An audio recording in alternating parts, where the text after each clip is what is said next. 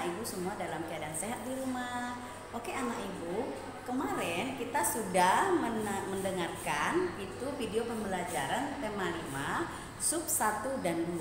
Sekarang ibu akan melanjutkan pembelajaran kita di sub 3 dan 4, yaitu masih tetap di tema 5 tentang pengalamanku. Jadi anak ibu, sekarang kita belajar di tema 5 sub 3 dan 4 itu adalah sub 3-nya tentang pengalaman di sekolah. Kemudian sub 4-nya adalah pengalaman yang berkesan.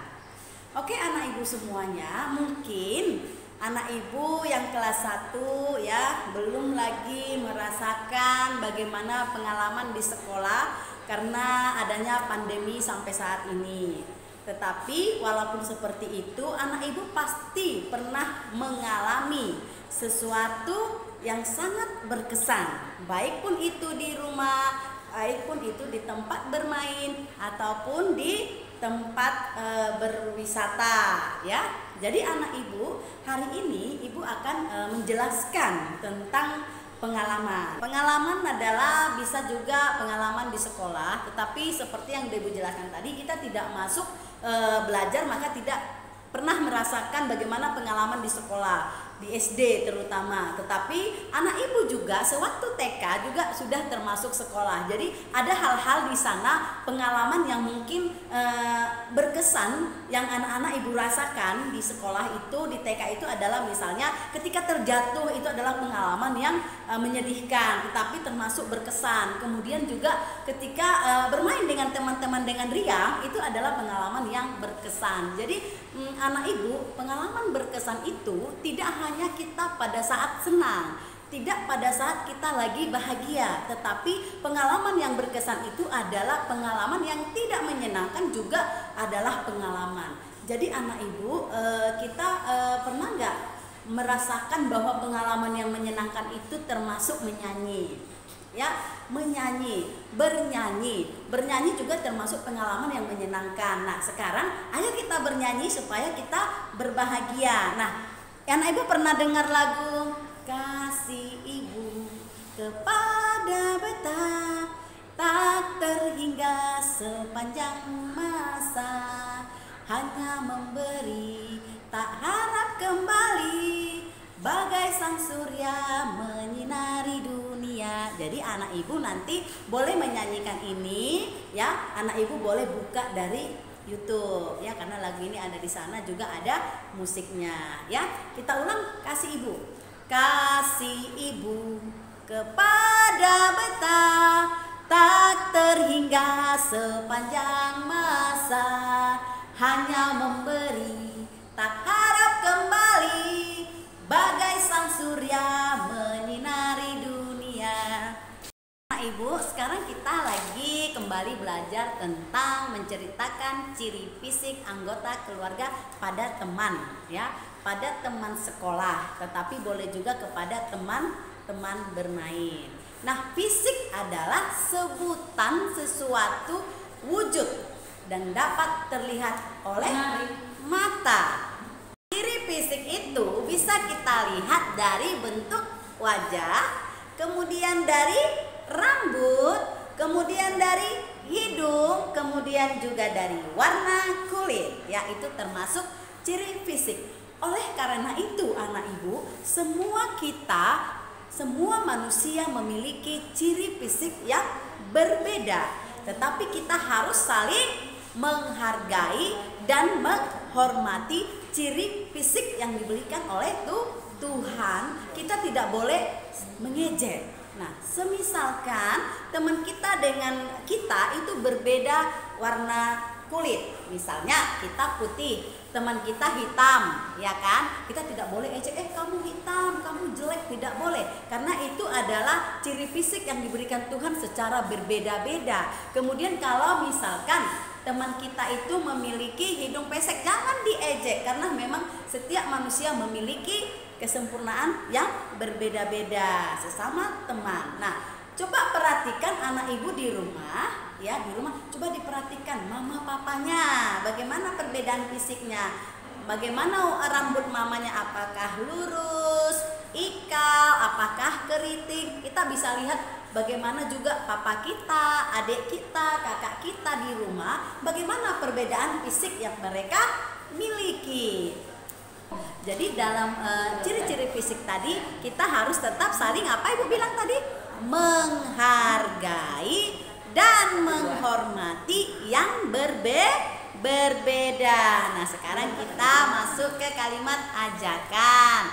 Anak Ibu pernah nggak sih mengajak mama atau adik atau papanya diajak makan bersama? Atau anak Ibu pernah nggak sih mengajak temannya bermain?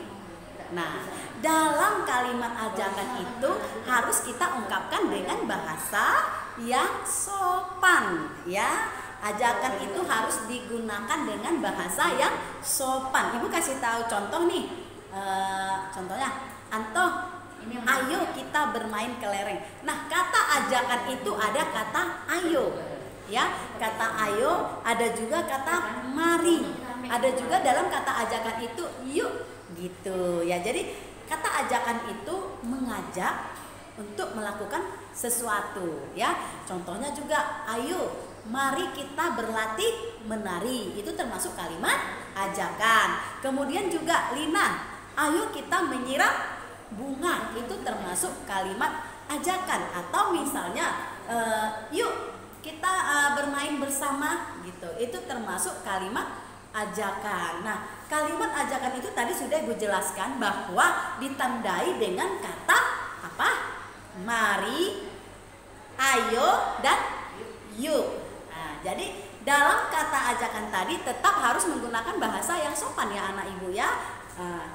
Setiap kata ajakan atau kalimat ajakan yang kita gunakan itu tidak semua harus dimaui, tidak semua harus diokekan atau dituruti oleh teman. Ada juga kalimat ajakan itu yang ditolaknya. Tetapi bagaimana bahasa kita pada saat kalimat ajakan itu ditolak? Tetap harus menggunakan bahasa yang sopan, ya. Ibu akan memberikan contoh tentang ajakan. Nih, si Ani dia mengajak Rani dan Udin ke koperasi sekolah. Nah, si Ani bilang, ayo kita pergi ke koperasi sekolah, katanya sama si Rani. Si Rani mengokekan atau mau gitu. Jadi dia bilang, baiklah, ayo kita ke sana. Tetapi si Udin menolaknya. Nah, ketika si Udin menolaknya, si Udin tetap menggunakan bahasa yang sopan dengan kata, maaf Ani, aku tidak bisa pergi ke koperasi sekolah karena saya mau ke perpustakaan gitu. Jadi itu termasuk kalimat yang sopan dalam hal menolak kata atau kalimat ajakan si Ani tadi ke koperasi. Dalam anggota keluarga kita juga di rumah, anak Ibu, tidak semua memiliki ragam makanan yang disukai oleh anggota keluarga. Jadi anak Ibu juga tidak boleh memaksakan untuk memakan sesuatu yang kita sukai untuk disukai oleh adik, kakak, atau papa dan mama kita, ya. Jadi semisalnya kita mengajak papa kita makan sup ayam, sementara papa kita tidak mau atau mama kita tidak boleh memaksakan, karena setiap keluarga tadi, Ibu ulangi, memiliki kesukaan yang berbeda atau kesukaan yang sama juga. Ada yang menyukai sayur bayam, contoh mama suka sayur bayam, adik suka sayur kangkung. Nah, anak Ibu suka sayur bayam. Contohnya anak Ibu sendiri suka sayur buncis. Nah, ada juga yang lauknya tidak disukai bersamaan. Anak Ibu di rumah juga tidak semua menyukai lauknya ayam. Ada juga anak Ibu yang suka ikan, ya kan? Nah, jadi dalam hal itu kita juga harus saling menghargai dan menghormati dalam ragam makanan di rumah. Anak Ibu, sekarang kita belajar tentang puisi. Jadi, puisi itu adalah teks karangan yang mengungkapkan pikiran dan perasaan dan mengutamakan keindahan kata-kata. Jadi dalam puisi itu juga kita harus mempelajari apa itu intonasi, kemudian apa itu lafal, kemudian juga apa itu ekspresi.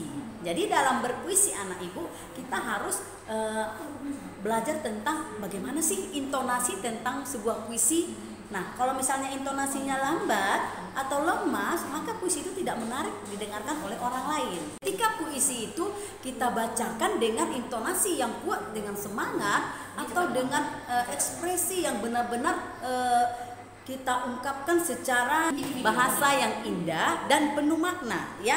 Dalam berpuisi juga kita harus memperhatikan yang namanya lafal, kita harus memperhatikan intonasi, kita juga harus memperhatikan ekspresi. Dalam berpuisi jika kita tidak menggunakan intonasi yang benar-benar, maka puisi itu tidak kedengaran indah. Kemudian kalau kita tidak memiliki ekspresi yang mendukung dengan puisi itu tuh tidak akan menarik juga. Nah, lafal juga. Nah, sekarang Ibu akan jelaskan bagaimana intonasi. Contohnya, kita mau berpuisi tentang ibu. Ibu. Tapi kalau kita membacakannya ibu, kita lemas, maka orang pun tidak akan menarik mendengarkan puisi kita. Jadi intonasi adalah tinggi rendahnya sebuah nada atau kekuatan suara kita tergantung kata-kata atau lafal yang akan kita bacakan. Nah, sekarang kita akan mendengarkan puisi ibu yang dibacakan oleh Ibu Sarina. Anak-anak ibu boleh perhatikan bagaimana ekspresi ibu, bagaimana lafalnya. Jadi lafal itu kata-kata ibu, jangan ibu. Nah, itu kan lemas itu anak ibu ya. Kemudian aku sayang ibu, kita aku sayang ibu. Nah, sekarang ibu akan bacakan. Ibu, ibu, aku sayang pada ibu. Ibu yang berjuang melahirkanku, ibu juga yang merawatku dengan penuh kasih sayang. Ibu, engkau ibuku, aku sayang ibu. Semoga Tuhan menyayangi ibu seperti ibu menyayangiku. Demikian anak ibu ya. Jadi anak ibu, kita sampai di puisi hari ini, dan sub 3 dan 4 itu memang kita akhiri dengan puisi tadi. Semoga apa yang ibu jelaskan bermanfaat bagi anak ibu semua. Salam sehat, tetap semangat di rumah. Terima kasih.